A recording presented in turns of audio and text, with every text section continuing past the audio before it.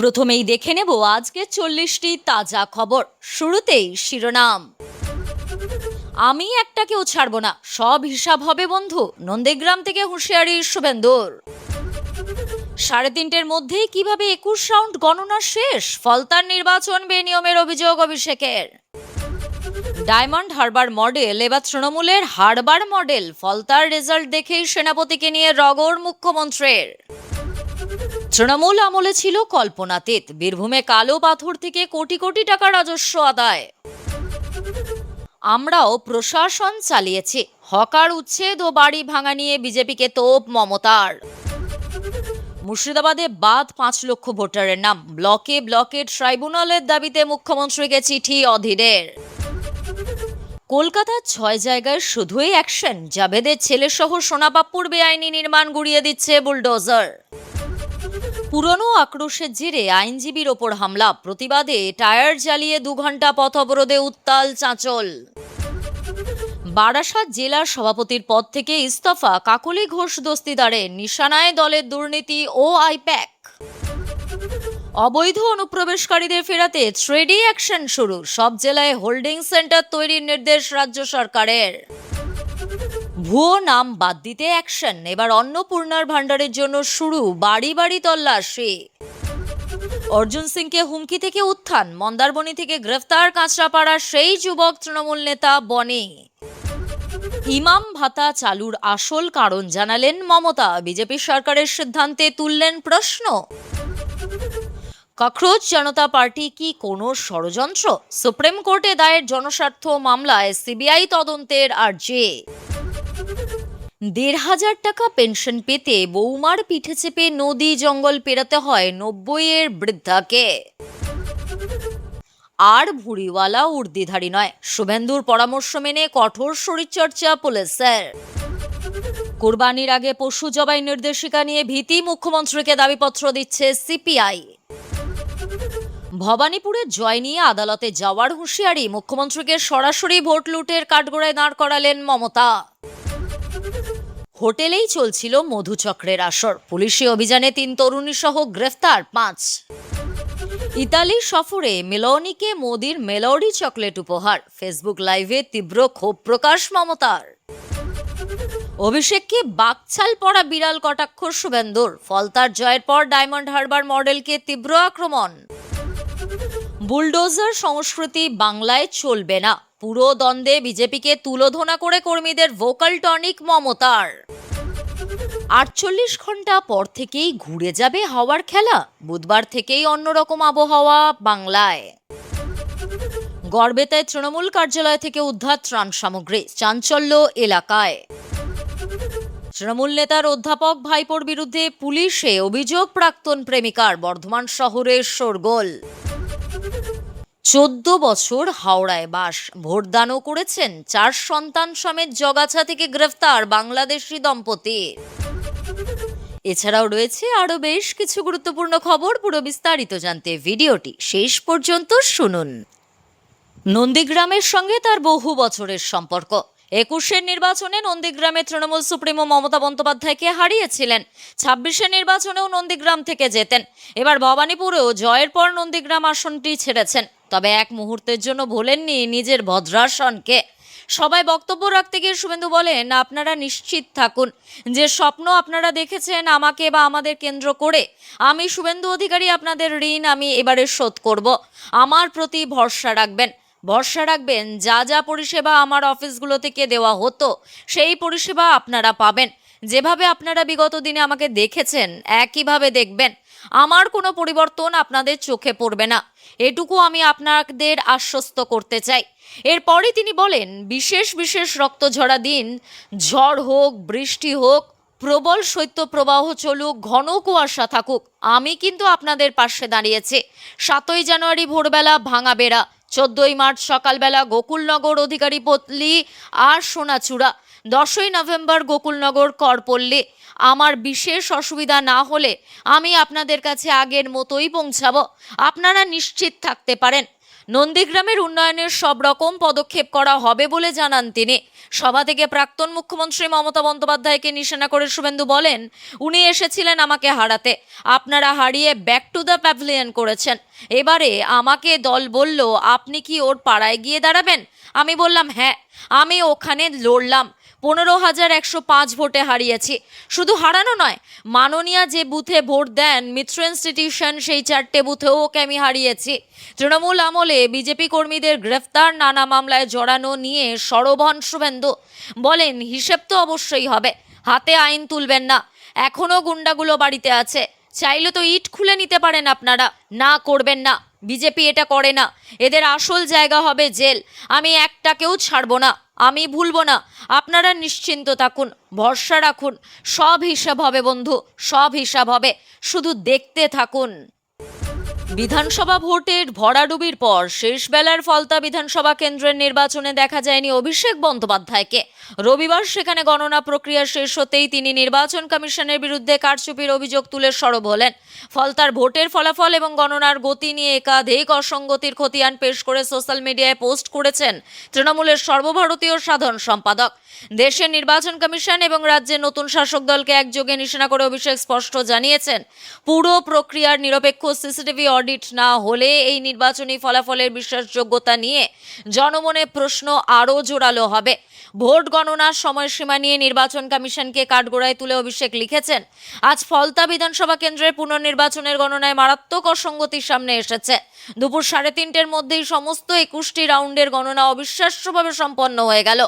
অথচ গত 4 মে ঠিক একই সময় পর্যন্ত মাত্র 2 থেকে 4 রাউন্ডের গণনা শেষ করা সম্ভব হয়েছিল।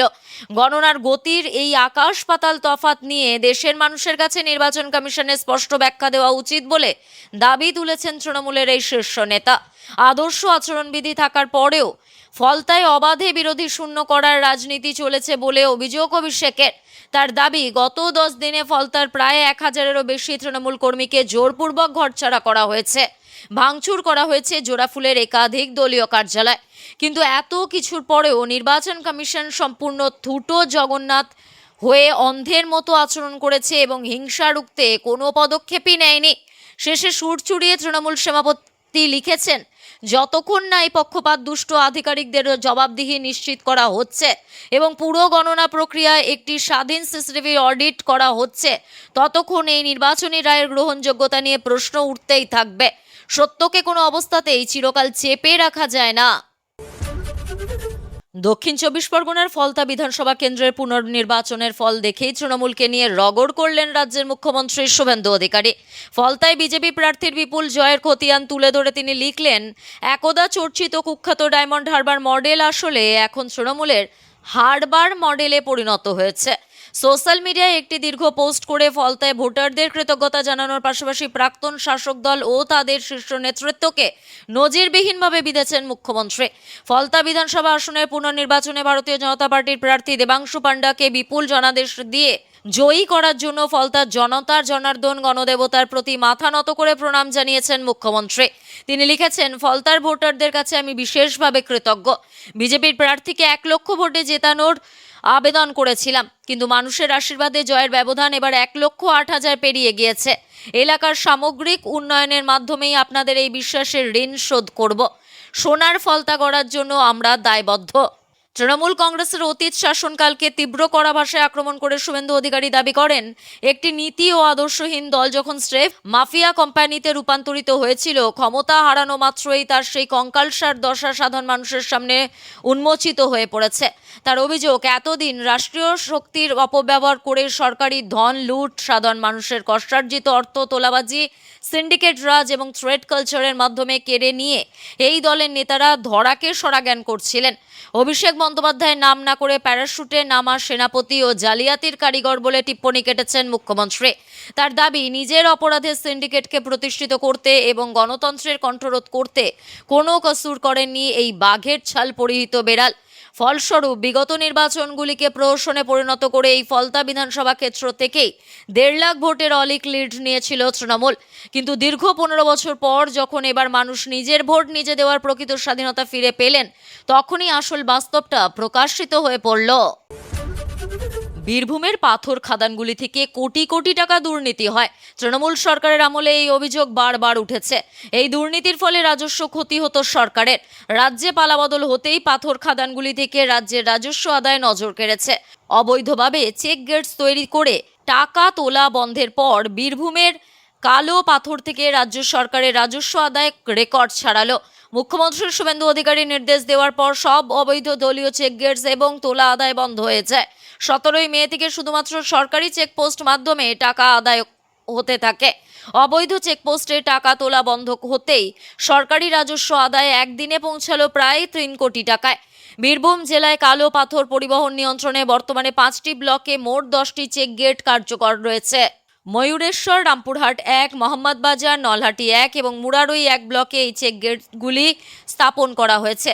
ভূমি ও ভূমি সংস্কার দপ্তর, পরিবহন দপ্তর এবং পুলিশ প্রশাসনের আধিকারিকরা যৌথভাবে চেক গেটগুলিতে দায়িত্ব পালন করছেন। নির্বাহী ম্যাজিস্ট্রেটদের নেতৃত্বে নিয়মিত আকস্মিক পরিদর্শন ও নজরদারি চালানো হচ্ছে।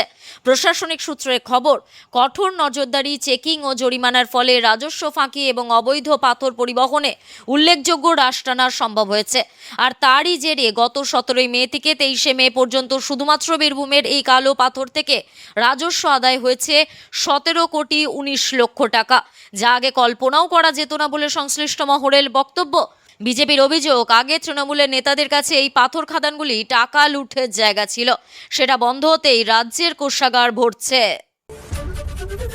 ক্ষমতায় এসেই গায়ের জোরে হকার উচ্ছেদ এবং ঘরবাড়ি ভাঙার রাজনীতি শুরু করেছে বিজেপি। পুরসভার মেয়র পর্যন্ত অন্ধকারে, অথচ বুলডোজার চলছে যত্রতত্র। ঠিক এই ভাষাতেই এবার গেরুয়া শিবিরের বিরুদ্ধে তীব্র আক্রমণ শানালেন তৃণমূল সুপ্রিমো মমতা বন্দ্যোপাধ্যায়। তার স্পষ্ট অভিযোগ, মানুষকে নিজের কথা বলতে না দিয়ে, আইনি সুযোগ না দিয়ে স্বৈরাচারী কায়দায় সব গুড়িয়ে দেওয়া হচ্ছে। আর এই প্রসঙ্গেই নিজের সরকারের মানবিক মুখের উদাহরণ টেনে বিজেপির বুলডোজার নীতিকে তুলোধনা করলেন প্রাক্তন মুখ্যমন্ত্রী।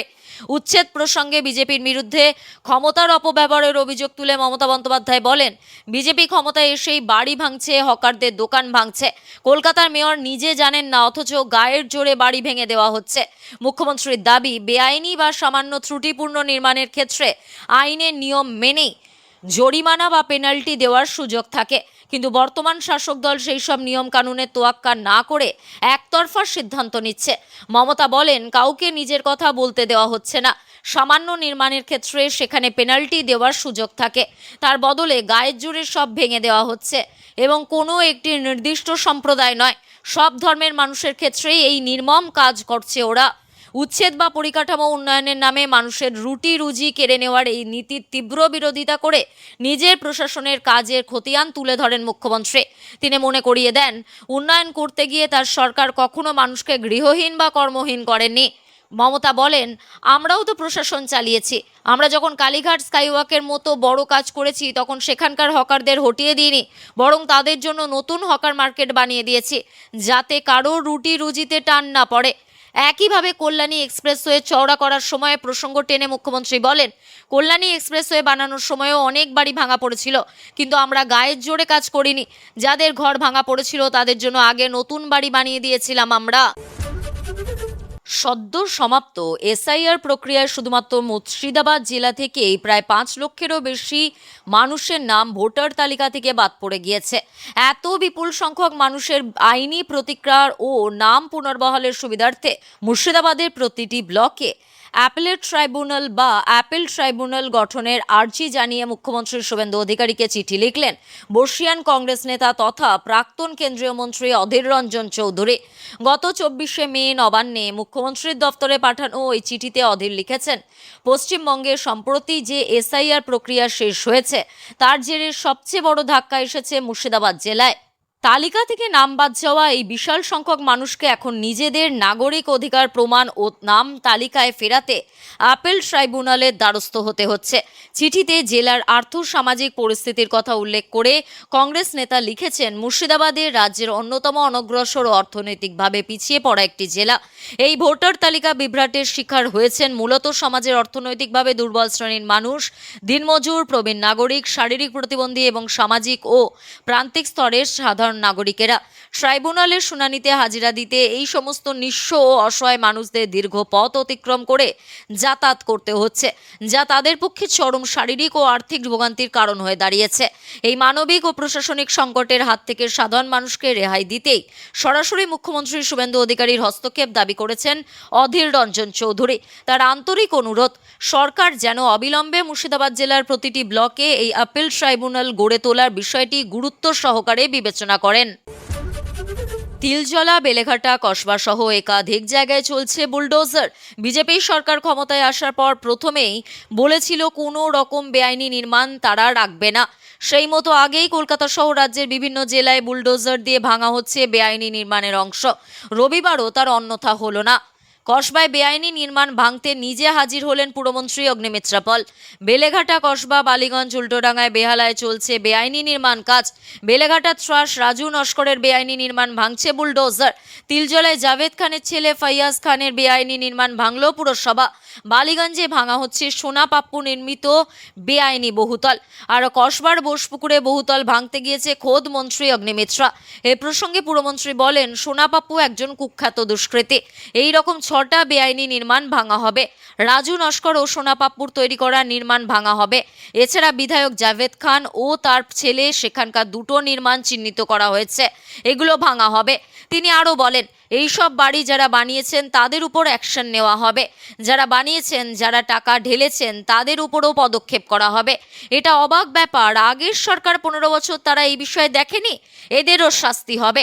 এদিন বেআইনি নির্মাণ ভাঙতে দিকে দিকে নিয়ে আসা হয়েছে বুলডোজার। মোতায়েন রয়েছে কেন্দ্রীয় বাহিনী ও বিশাল সংখ্যক পুলিশ। পুরনো আক্রোশের জেরে এক আইনজীবীকে ধারালো অস্ত্র দিয়ে কুপিয়ে জখম করার ঘটনায় ব্যাপক চাঞ্চল্য ছড়ালো চাঁচল 1 নম্বর ব্লকের খড়বা গ্রাম পঞ্চায়েতের আশাপুর এলাকায়। রবিবার প্রকাশ্য দিবালোকে এই হামলার প্রতিবাদে ও অভিযুক্তের শাস্তির দাবিতে চাঁচল আশাপুর রাজ্য সড়ক অবরোধ করে বিক্ষোভ দেখান স্থানীয় বাসিন্দারা। পুলিশের আশ্বাসে 2 ঘন্টা পর অবরোধ ওঠে।